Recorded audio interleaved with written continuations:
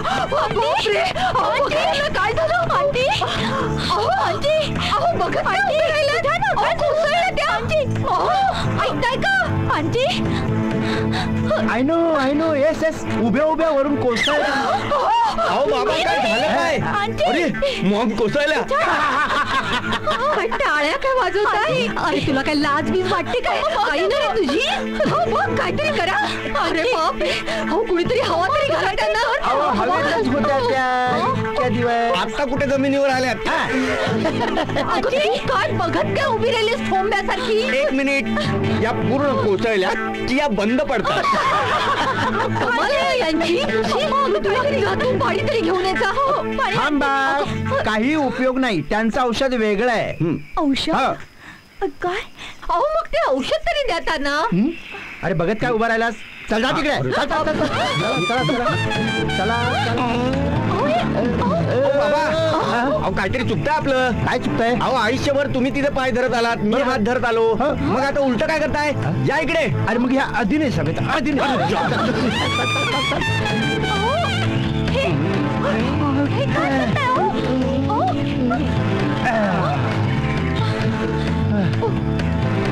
औषध. औषध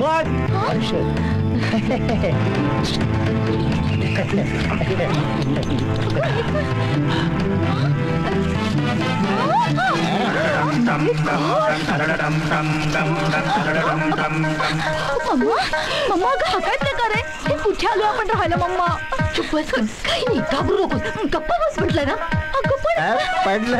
पडलं लागू पडलं.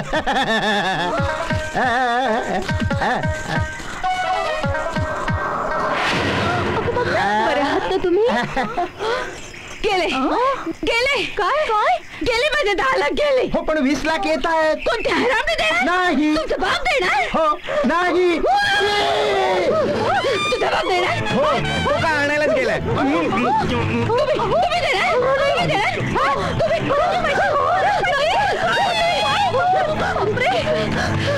ही 100ची हालत नाही नुसती. काय झालं? कि अब घर जाने दे, कि अब घर जाने दे, कि अब घर. ओ बाबा काय काय कुठे काय? अबघर जाने दो काय? अहो तिथे वातावरण पेटलंय. अबघर आणि दूत म्हणून पदर खोचून बसले मामा. काय मग? आणि हे काय? काय माझे कपडे घालून कुठे फिरताय? अरे मग काय करू, त्या शांताने माझे सगळे कपडे धुवून ठेवलेले आहेत. मी इकडे तिकडे इकडे कुठे जाऊ नये म्हणून. मग काय करणार? ते जाऊ दे, पण तुम्ही इतका वेळ वर काय करत होतात? गुलगुल बोलत बसायला कोणी सांगितलं तुम्हाला? मी थोडीच बोलत बसतो. मग तीच चौकशा करत होती. चौकशा कसल्या? कसल्या म्हणजे काय? तुझ्या आईबद्दल. नाही खरं म्हणजे तुझ्याच बद्दल सगळ्या चौकशा चालू होत्या तिथे. ती काय मला काय जावई बनवून घेते वाटतं? हा त्याच बाबतीत मी दाणे टाकत होतो तिथे. हे काय माझ्या फायद्यासाठी चाललेलं होतं, सगळं तुझ्याच फायद्यासाठी चाललं होतं. या कपड्यांवरून तो विषय निघाला. बाबा मला काय तुम्ही हे बघा मी वयात आलोय, कळतं मला सगळं, समजलं?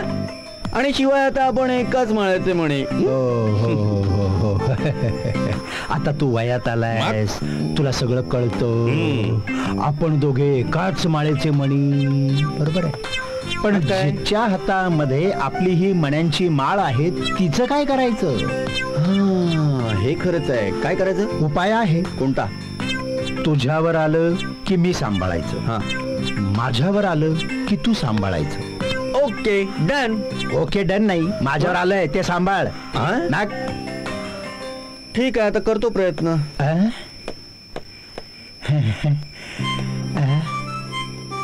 सांभाळणार आहेच ना, मग इकडे कशाला? के अब घर जाने दे. काय तुमच्या प्लेट्स? एवढी एकच प्लेट आहे आमची, यातच मी जिलेब्या भरून दिल्या होत्या. अहो बरोबर आहे, पण त्या अगोदर आंटीनी ही मोठी प्लेट भरून जिलेब्या पाठवल्या होत्या काकांकडून. काकांकडून? हो, काल रात्री काका आले होते ना, बराच वेळ बसले होते मम्मीशी गप्पा मारत. येते हमी. अगं ये. आंटी 1 किलो जिलेब्या पाठवणं शक्य नाही. काकांनी जिलेबी नेऊन दिल्या म्हणजे काहीतरी लफड दिसतंय. भाईसाहेबांनी सांगाय हवं. वासुअण्णा, हा वासुअण्णा, हा हा तुमची ती मोलकरीण ना, हो हो हो शांता, हो हो तिला मी काल पहिल्यांदाच बघितली. बर बर बर मॅरिड आहे का ती?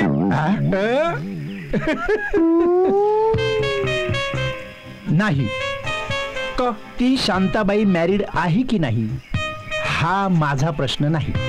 हो, पण ती मनीषाबाई मॅरिड का आहे हा प्रश्न मात्र मला डसतोय. मी काय म्हणतो वासवण्णा, ती मनीषाबाई मॅरिड आहे हे मनातनं काढून टाका, पण ती आहे आणि तिला एक मुलगी आहे हा प्रश्न मनामध्ये घोळवा.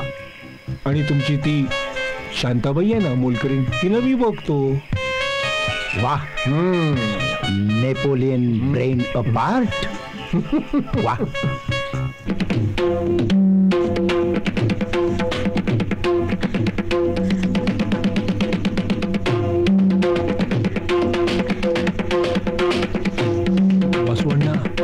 मी काय म्हणतो, म्हणा. जे काही करायचं ना ते लवकर उठून घ्या, बोलून घ्या. म्हणजे कसं काय, वहिनी उठल्या ना तर ती कसली उठते या वेळेला? ही दुपारची वेळ म्हणजे तिची झोपायची वेळ. आता ढाराडून झोपली असेल. अरे आली आली.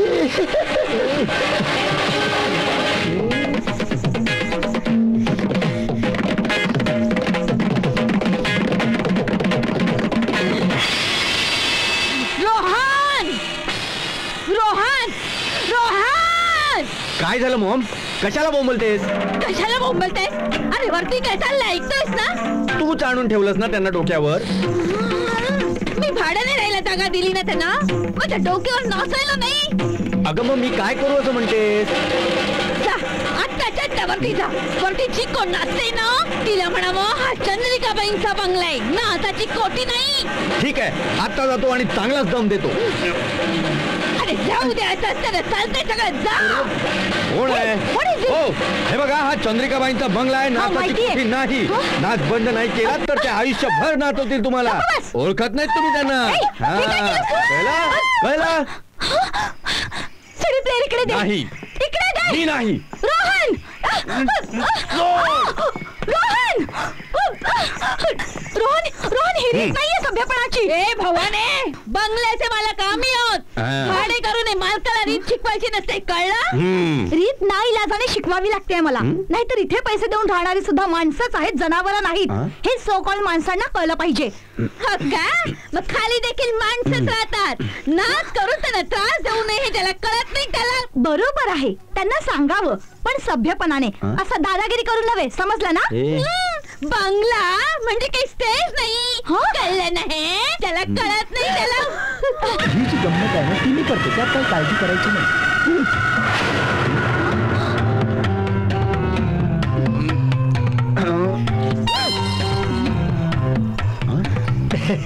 काय झालं, डोक्यात एकसारखं ना ते आंघोळीचंच वेळापत्रक असं घोळत होतं. हा, आणि ते विचार करतो, अचानक ह्या आल्या म्हटल्यावरती अरे वा वा वा, छान छान छान, या या या या.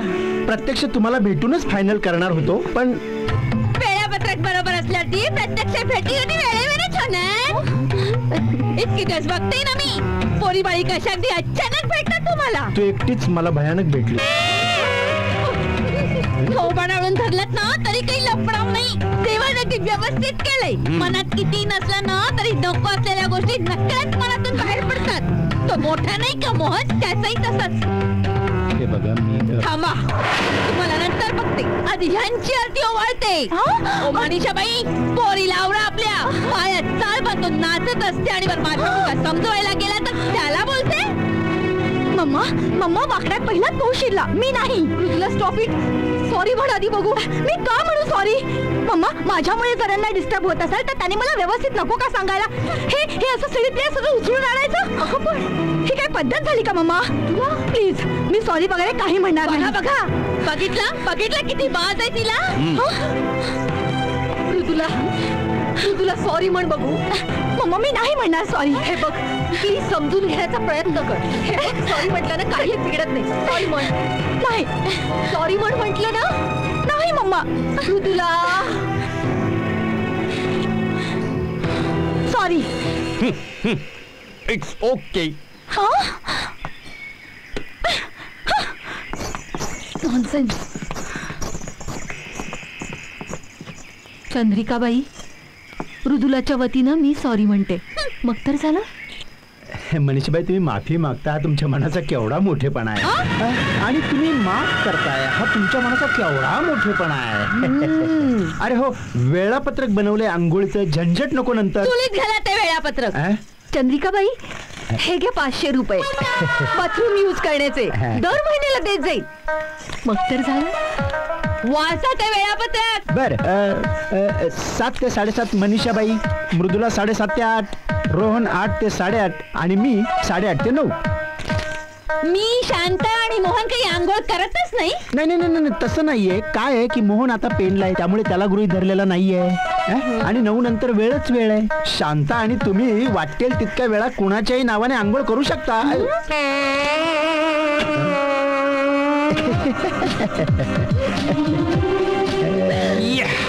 वासोड ना. ओ वासोड ना.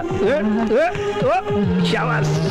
ओ बाबा, काय वेळापत्रक बनवलं आंघोळीचं, योग्य जागा बघून लावून टाक. ऑर्डर फॉलो करा माझी ताबडतोब.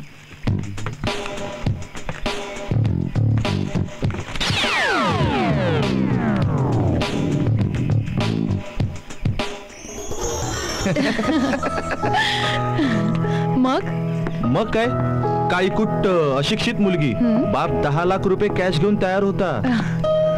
शिवाय लग्नाचा खर्च, राहायला वेगळी जागा आणि धंद्यात पार्टनरशिप सुद्धा, एवढं सगळं द्यायला तयार होतो तो. अय्या, म्हणजे चांगलं स्थळ होतं की. चांगलं काय, अगं पैशासाठी आयुष्यभर कसलीही तडजोड करायची नाही. मी त्या ढमढेरे बाईंना स्पष्टपणे नकार दिला की मला हे लग्न मान्य नाहीये. शेवटी आई बोलली की बाबा तू जा पेंडला, मी काय ते बघते. तेव्हा सुटलो. पण मुलगी जरी अशी असली तरी तिचे वडील भरपाई म्हणून एवढं सगळं देतायत ना. अगं हो, पण त्यासाठी माझ्यासारखा स्वकर्तृत्वावर विश्वास असणारा मुलगा का? अगं असे कितीतरी लाईनीत उभे असतील या तडजोडीसाठी. समजा तुला एखाद्या गर्भ श्रीमंत मुलाचं स्थळ आलं, लग्नाचा खर्च, अंगभर दागिने, राहायला वेगळा बंगला, एवढं सगळं द्यायला तयार असेल. हा, पण त्याची एकच अट असेल की तू संगीत विसरायचं कायमचं. तर हे तुला मान्य